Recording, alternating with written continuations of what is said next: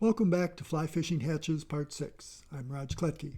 Let's finish up with the blue-winged olives and then apply what we've learned to also fish some other mayfly hatches. Blue-winged olives usually also have a very good pre-emergence hatch and sometimes a reasonable post-emergence hatch. Let's start with the pre-emergence hatch. A short while prior to emergence, the nymphs become active at the bottom of the stream and then start making their way to the surface in great enough numbers that trout will actively feed on them and sometimes become quite selective. The pheasant-tail nymph in appropriate sizes is an excellent imitation of the blue-winged olive nymphs for almost all of the species. So let's first look at pheasant-tail nymphs and figure out what pheasant-tail nymphs to tie for the blue-winged olives. Of course, in addition to blue-winged olives, the pheasant-tail nymph is also an excellent imitation of numerous other mayfly nymphs, and you should always have them in numerous sizes, skinny and thicker, and perhaps with and without bead heads. The pheasant-tail nymph is a great searching nymph even when no hatch is going on. A size 18 or 20 is one of my favorite searching nymphs. I usually use it as a dropper off a larger, more impressionistic searching nymph or larval pattern. This makes a lot of sense as the blue-winged olives of the Betidae family, predominantly Betis, are common in most of the streams and rivers that I fish. They're small swimming nymphs and they do tend to get swept into the drift so that trout do feed opportunistically on them. But in this series, we're talking about blue-winged olive pre-emergence hatch, not a searching situation. For the pre-emergence blue-winged olive hatch, we need small and skinny nymphs similar to the smallest seen here. There are many videos on tying the normal pheasant-tail nymphs, including a couple in my previous series. But there are some minor changes that I use when tying really small pheasant-tail nymphs, so we should tie one now. Mainly you have to remember to just use minimal materials and leave off any unnecessary thread wraps or steps. Here I'm tying a small pheasant-tail nymph on a size 18 standard dry fly hook. Commonly, pheasant-tail nymphs are tied on 2X long hooks, but by tying it on a standard dry fly hook, I do get a smaller fly with a larger gap in the hook. I also use 1X short shank hooks in sizes 18 and 20 to get even smaller nymphs with large gaps in the hook. Here I've already tied in the tail with 3 or 4 pheasant-tail fibers. On larger nymphs, I would leave all the fibers and fold them back, but here the body would be too fat, so I break or cut off all but one fiber, which I then fold back and tie back to the tail end. I then wind that fiber forward, forming the abdomen. Note that I'm not using a copper rib like I would on larger nymphs. I do like copper ribbing, but usually by a size 20 I stop using it. The fiber itself does give a nice segmented appearance, and I don't need the extra weight. I usually tie this fiber off under the area that will become the thorax. I like the flashback variation of the pheasant-tail nymph, so I'll be adding flashabou, which are mylar strands, as the wing case. Masking tape helps hold the mylar strands together between flies, which helps keep the mylar strands organized. I prefer the mylar strands rather than a cut wider piece of mylar, as I think the increased numbers of edges helps give more flash, but it probably doesn't really matter, so just suit yourself. Now I've tied the mylar strands in on top of the hook, followed by a peacock herl for the thorax. Not always, but commonly I'll reinforce the peacock herl by using the chenille wrap as I described in my rotary vise series, which is why this video started with the fly upside down. Once I have my thorax wrapped in place, I tie the herl off, and then I cut or break off the excess herl.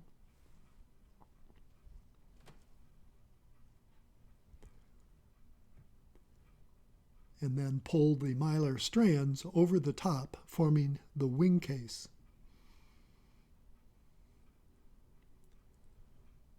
I then tie that off in the usual fashion, cut off the excess,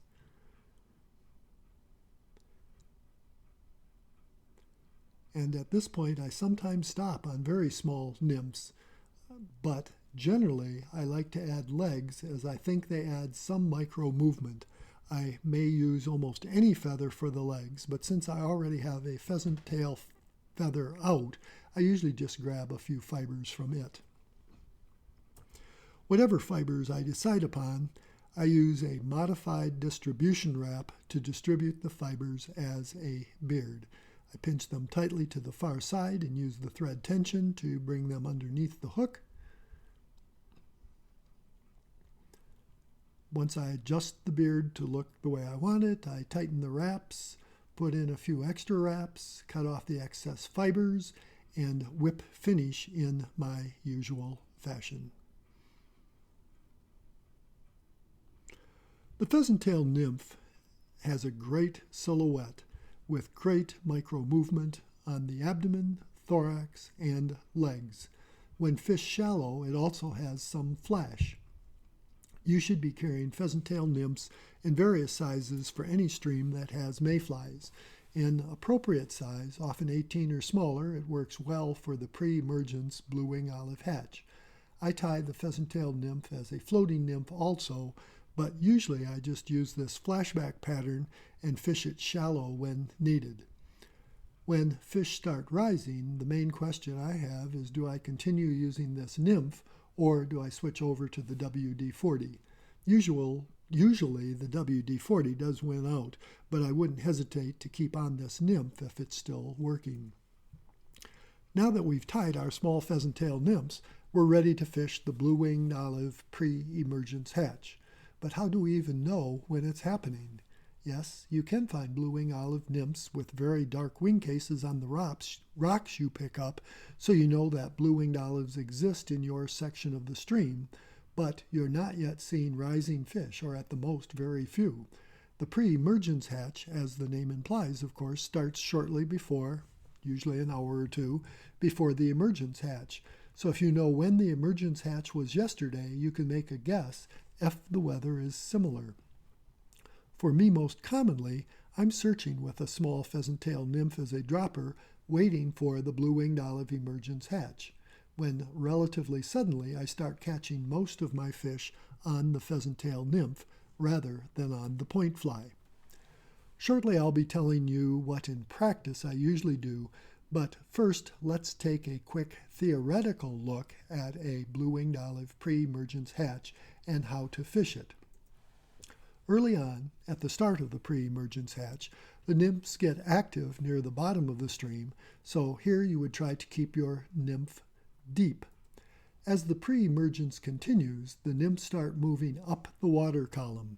They move up and down several times, and they may be taken by fish at mid-levels, but ultimately, and fairly quickly, the nymphs tend to become concentrated in the subsurface as they pause to emerge. As we've talked about before, fish commonly will feed on the most numerous and or most vulnerable stage, so the fish will also be concentrating on the subsurface nymphs. You should too. The hatch, of course, isn't completely synchronous and commonly occurs over several hours, so at any time during the pre-emergence or even the emergence hatch, nymphs will be at multiple depths, and sometimes the nymphs will be taken at any level. If you're not doing any good during the emergence using the emergence techniques we discussed earlier, you may want to try a nymph underneath the surface, even when there are many rising fish. The blue-winged olive nymphs are swimmer nymphs and can actually dart an inch or two. Commonly, they will be quite active near the bottom at the beginning of the pre-emergence hatch and as they're moving to the surface, so you can try small movements if you want. Note I said small, but remember with small nymphs, trout generally prefer stable targets if available over moving targets because they may miss the moving targets, wasting energy. So usually you should try to fish these nymphs dead drift, meaning long thin tippets and slackline casts. At least theoretically, fishing the pre-emergence hatch can start at the bottom of the water column, move quickly through the mid-levels up to the subsurface, and ultimately evolve to where you're fishing an emergence hatch, as we discussed in Part 5. Now that we've looked at the theory, let's look at practically how I usually end up fishing the pre-emergence hatch. As I said earlier, I'm usually already searching when I notice that I'm catching fish on the pheasant-tail nymph more than on the point nymph or larva. Since I'm already catching fish, I really don't change anything for a while. I continue fishing near the bottom with upstream casts and an indicator if I'm happy with the number of fish I'm catching and with the way I'm catching them. But if fishing slows down, or more commonly, I just want to fish with a simpler unweighted rig, which I think is more fun, I take off my weighted point fly and any split shot and add a longer, thinner tippet. I may put the same or slightly smaller pheasant-tail nymph back on as a single fly and use a wet fly swing with lots of mends to try to keep it to very little movement, or I may use the pheasant-tail nymph with an indicator about 3 feet above it and try to fish it with a shallow dead drift. But most commonly, especially if I'm starting to see rising fish, I'll put on a dry fly with this pheasant-tail nymph or the WD-40 as a dropper and start fishing the hatch as an emergence hatch. Many, if not most species known as blue-winged olives have spinner falls. These would be part of the post-emergence hatch. These usually aren't as concentrated or as consistent in timing as the Trico spinner falls that we discussed earlier in this series, but always carry some small rusty spinners. If you see rising fish without obvious organisms, especially on flat water, check the surface for spinners.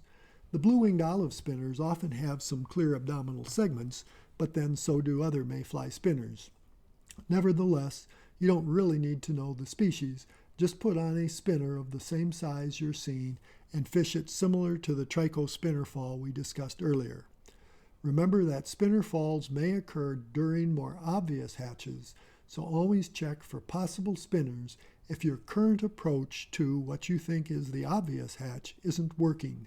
If you don't see any spinners, but there are leisurely rising fish on flat waters, there may be a midge hatch going on. We'll talk about midge hatches later in this series. A few species of Baetis, not all, are said to crawl down rocks or plants to the bottom of the stream to lay their eggs. This is unique for mayflies as far as I know. I've not recognized and therefore have not fished such a hatch. Many good fishermen do recommend carrying some diving Baetis patterns also. I'm hoping that some of my small diving caddis, which we will be tying later in this series, would work if I ever recognize this form of a post-emergence blue-wing olive hatch. What about other mayfly surface emergences? We mentioned that the Trico also has a surface emergence that is fishable. The number of emerging Tricos always appears relatively sparse, especially when you consider how dense the Trico spinner fall commonly is. This is because many of the Tricos climb out of the water on plants to emerge, but adequate numbers do surface emerge to justify fishing a Trico emergence hatch while waiting for the Trico spinner fall. The simple wrap that we tied earlier for the blue-winged olives seems to work as well as any of the other flies and also sometimes works for the spinner. So occasionally you don't even need to change flies as the trout switch over to spinners. I've not tried earlier Trico emergers or nymphs, but if many of the Trico nymphs and emergers are not available to the trout as they're crawling out of the water on plants, they're not surface emergers. I wouldn't expect them to be as effective as they are for the blue-winged olives. The non-blue-winged olives from the genus Ephemerella have very similar hatches to the blue-winged olives, and many other common mayflies have surface emergence hatches. There will be some minor differences depending on the size of the mayfly and water type where the emergence takes place, but basically if you start with patterns similar to what we tied for the blue-winged olives and modify the size and color to suit the situation, you should do fine. We'll discuss a fairly common variation of a surface emergence of a larger mayfly in Part 7 when we look at March browns. But not all mayflies have surface emergences. The large swimming nymphs crawl out of the water before shedding their nymphal skins, somewhat analogous to most stonefly emergences. So these don't have a classical emergence hatch, so don't be surprised and try to fish these species as an emergence hatch. We'll briefly discuss some aspects of this type of emergence in the future. Both of these mayflies do have spinner falls that vary in density and timing, but can be fished similar to other spinner falls with the right size pattern. Both also have pre-emergence movements of nymphs, which we'll discuss along with March browns. I'm not sure these movements should be considered hatches, but I'll leave that up to you. The Isonychia generally live in faster water than the Cephalonurus, so they do get knocked into the drift more often, so their nymphs can be rationally used for searching also. I'll quickly mention that a Goldrib's hare's ear nymph or similar is a reasonable imitation to use for searching in this particular case. But in this series, it's on fly fishing hatches, so let's get back to that. Join us for Part 7 when we start looking at the March brown hatch. I'm Raj Kletke, and I'll see you soon.